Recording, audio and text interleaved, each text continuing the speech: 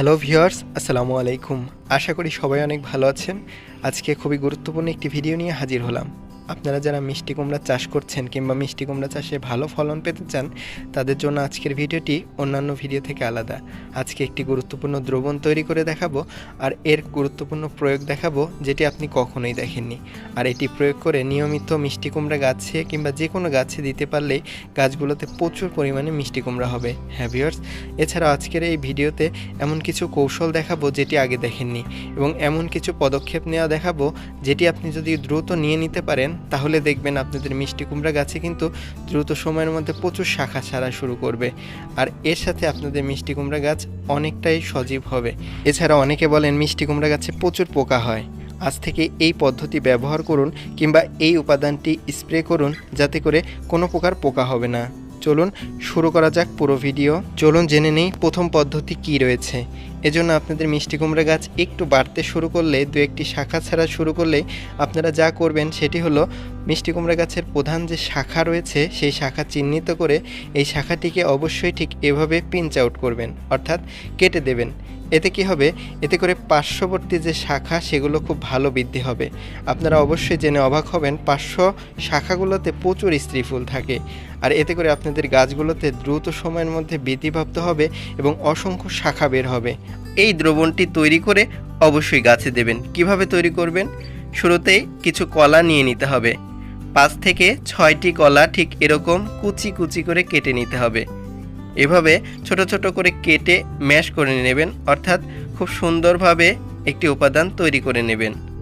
এবার এটিকে একটি পাত্রের মধ্যে রেখে দিন। আমরা এখানে প্লাস্টিকের বোতলের মধ্যে ঠিক এভাবে রেখে দিচ্ছি। এবার নিতে হবে ডিমের খোসা। আপনাদের সবার বাড়িতে ডিমের খোসা থাকবে। 6 থেকে 7টি ডিমের খোসা একটি পলিথিনের ব্যাগের মধ্যে নিয়ে এভাবে চেপে চেপে এটাকে প্রথমে গুঁড়া গুঁড়া করে নিতে হবে। আপনারা অবশ্যই এই কাজটি করবেন। আর ডিমের খোসাকে অবশ্যই রোদে শুকিয়ে নেবেন। এবার ডিমের খোসা চূর্ণ ওই পাত্রের মধ্যে রেখে দিন যেখানে ম্যাশ করা বা গলানো কলা রয়েছে। এবার এতে 1 লিটার পরিমাণ পানি দিয়ে নেবেন। দেখতে পাচ্ছেন, আমরা এখানে 1 লিটার পরিষ্কার পানি দিয়ে খুব ভালোভাবে গলিয়ে নিচ্ছি। এটিকে গাছের চারপাশে অবশ্যই দিয়ে দেবেন। এবার আসছে দ্বিতীয় পদ্ধতি। শুরুতেই নিতে হবে কয়েকটি কলা। আমরা এখানে কয়েকটি কলা নিয়েছি। এখানে আমরা সবরি কলা ব্যবহার করেছি। আপনারা যে কোনো কলা নিয়ে নেবেন। কয়টি নেবেন? এক্ষেত্রে প্রতি 1 লিটার দ্রবণ তৈরির জন্য 3টি কলা নিয়ে নেবেন। এক্ষেত্রে পাকা কলা ব্যবহার করাই সবচেয়ে ভালো। আমরা এখানে 3টি কলা নিয়ে নিয়েছি। এবার একটি স্টিলের ট্রে বা স্টিলের পাত্র নিতে হবে, যেটি একটু বড় সাইজের হবে। এবার এতে এই 3টি কলা নিয়ে নিচ্ছি। এর সাথে যা লাগবে সেটি হলো একটি ধারালো চাকু কিংবা ধারালো কোনো সরঞ্জাম, যা দিয়ে সহজেই কাটা যাবে। তো আমরা এখানে ধারালো চাকু দিয়ে প্রত্যেকটি কলা ঠিক এভাবে কলার খোসা না ছুলে গোল গোল চাকচাক করে কেটে নিচ্ছি। আপনারাও ঠিক একই পদ্ধতিতে প্রত্যেকটি কলা এভাবে কেটে নেবেন। অনেকে বলতে পারেন, সবরি কলার পরিবর্তে অন্য কলা ব্যবহার করলে হবে না? হ্যাঁ, হবে। তো এভাবে কাটা হয়ে গেলে এবার খুব ভালোভাবে ঠিক এভাবে কুচি কুচি করে নিন। আপনারা যদি প্রথমে এরকম করতেন তাহলে কিন্তু ভালোভাবে কলার খোসাও কাটতো না। তো এভাবে কিছুক্ষণ কুচি কুচি করা হয়ে গেলে দেখতে পাচ্ছেন খুব সুন্দর এই উপাদানটি তৈরি হয়েছে। এবার কি করবেন? এগুলোকে একসাথে গুছিয়ে একটি পাত্র নিয়ে নিন। আমরা একটি ফ্রিজের মধ্যে এই উপাদানগুলোকে, অর্থাৎ ম্যাশ করা কলাকে নিয়ে নিচ্ছি। দেখতে পাচ্ছেন, ঠিক এভাবে আপনারা তুলে নেবেন।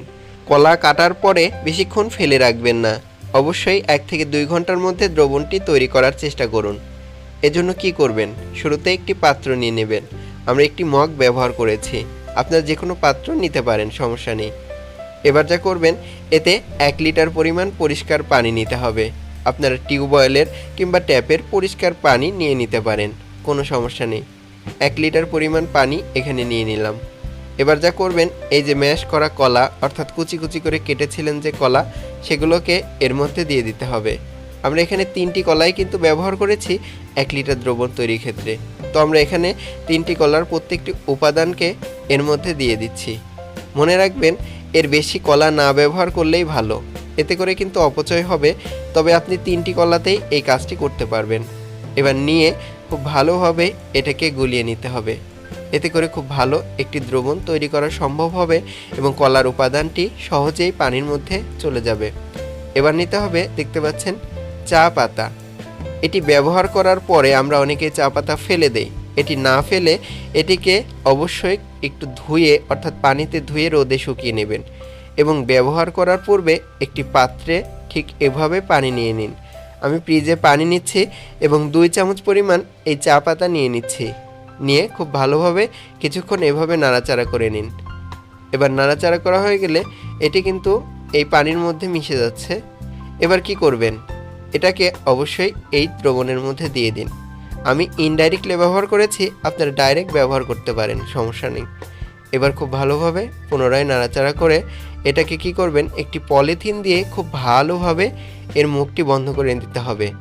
অবশ্যই খেয়াল রাখবেন পলিথিনে কোনো যেন ছিদ্র না থাকে, এতে কিন্তু এই দ্রবণটি তৈরি হতে বেশি সময় লাগবে। এই দ্রবণটি তৈরির জন্য ঠিক এভাবে পলিথিন দিয়ে পুরো পাত্রটি এভাবে ঢেকে দিতে হবে, যেন ভিতরে বাতাস সহজে প্রবেশ করতে না পারে। অল্প প্রবেশ করলে সমস্যা নেই, তবে প্রবেশ না করলে সবচেয়ে ভালো এবং দ্রুত দ্রবণটি তৈরি হবে। এবার রেখে দিন 5 দিনের জন্য। 5 দিন পর এই দ্রবণটি কিন্তু অলরেডি তৈরি হয়ে গেছে। দেখতে পাচ্ছেন ভিউয়ার্স, আপনাদের যদি ভালোভাবে দেখাই, এই যে দেখুন দ্রবণটি কিন্তু কালারটা পরিবর্তন হয়েছে এবং কলার উপাদানটি ঠিক এভাবে দ্রবণের সাথে মিশতে থাকবে। এই যে দেখতে পাচ্ছেন, ঠিক এরকম একটি গুরুত্বপূর্ণ দ্রবণ তৈরি হয়ে যাবে। এতে প্রচুর নাইট্রোজেন, পটাশিয়াম এবং ফসফরাস রয়েছে, যা গাছে ফুল ফল আনতে সাহায্য করে। এর পাশাপাশি আপনারা গাছে দেওয়ার পূর্বে এর সাথে হলুদ মিশিয়ে দেবেন। হলুদের গুঁড়ায় অ্যান্টিব্যাকটেরিয়াল বা অ্যান্টিফাঙ্গাল গুণাবলী রয়েছে। অনেক সময় দেখা যায় পাকা কলা বা এগুলো ব্যবহারের জন্য পিঁপড়া বা বিভিন্ন প্যাথোজেন রোগ জীবাণু আক্রমণ করার সম্ভাবনা থাকতেই পারে। তো আপনারা যদি 1/2 চামচ পরিমাণ এই হলুদের গুঁড়া দিয়ে দিতে পারেন, তাহলে দেখবেন আপনাদের দ্রবণটা অনেক ভালো হবে এবং এই দ্রবণটি গাছে দিলে কোনো প্রকার পোকামাকড় কিংবা ছত্রাকের উপদ্রব হবে না।